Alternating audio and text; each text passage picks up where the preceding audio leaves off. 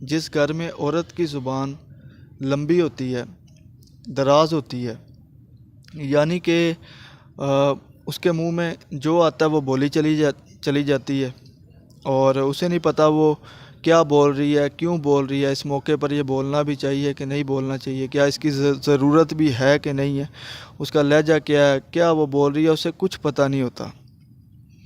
تو جس گھر میں ایسی عورت ہوتی ہے وہ گھر ہمیشہ سے ترقی نہیں کرتے، اس گھر کے فرد ہمیشہ سے بے چین رہتے ہیں، لڑکھڑاتے رہتے ہیں، ترقی نہیں کر پاتے۔ ان بیچاروں کی زندگی بڑی بے چین ہوتی ہے، کیونکہ جو اس گھر میں عورت رہ رہی ہے وہ بے نسلی ہے، خاندانی عورت نہیں ہے۔ تو ایسے گھر اس عورت کی وجہ سے ٹوٹ جاتے ہیں، تباہ ہو جاتے ہیں۔ تو ایسی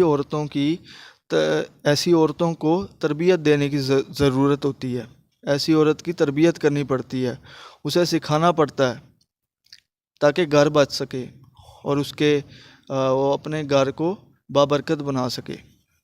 ورنہ ایسی عورت کی جس گھر میں بے نسلی عورت ہوتی ہے، یہ 100% گارنٹیڈ ہے کہ وہ گھر تباہ ہوتے ہیں، وہ گھر نہیں بچتے۔ تو اس کے اپوزٹ اگر جس گھر میں ایک وہ عورت ہوتی ہے جس کی زبان محتاط ہوتی ہے اور بڑے وہ گن چن کے بولتی ہے، دھیما بولتی ہے، اور یعنی کہ اسے پتہ ہوتا ہے کہ یار میں نے اس جگہ پہ کیا بولنا ہے، کیسے بولنا ہے، یعنی کہ ہمدرد بھی ہوتی ہے اپنے گھر کے فرد کے ساتھ، جتنے بھی گھر کے اس کے اندر جتنے بھی لوگ ہوتے ہیں ان کے ساتھ وہ ہمدرد ہوتی ہے، اور اپنے گھر کو بہت خوبصورت چلاتی ہے اور سب کی عزت کرتی ہے، اور بڑے طریقے سے وہ اللہ پاک نے اسے ایسی صلاحیت دی ہوتی ہے، بڑے طریقے سے گھر کو چلاتی ہے۔ تو ایسے جس گھر میں اس طرح کی عورت ہوتی ہے نا، جس گھر میں اس طرح کی عورت ہوتی ہے جسے ہم کہتے ہیں خاندانی عورت، اچھی عورت، وہ اس طرح کے گھر ہمیشہ ترقی کرتے ہیں، ہمیشہ عروج پاتے ہیں۔ اس گھر کے فرد بڑے خوش اخلاق، بڑے اچھے لوگ ہوتے ہیں۔ ہر گھر کی عورت پہ بڑی ذمہ داری ہوتی ہے، تو اگر وہ اپنے آپ کو ایسے چلائے گی تو اس سے گھر میں برکتیں آتی ہیں، لیکن اگر بے نسلی ہے تو پھر وہ گھر نہیں چلتا، گھر تباہ ہو جاتا ہے۔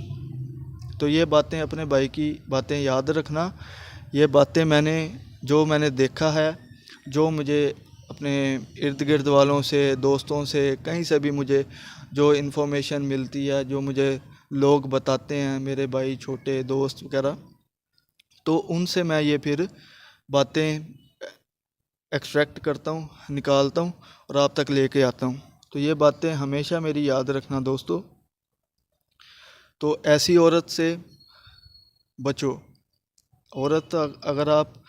جو بھی عورت اگر کسی سے آپ نے شادی کرنی ہے تو یہ اپنے بھائی کی بات یاد رکھو، ہمیشہ خاندانی عورت چنو، خاندانی لڑکی چنو، تو وہ آپ کے گھر کو بابرکت بنائے گی، ٹھیک ہے؟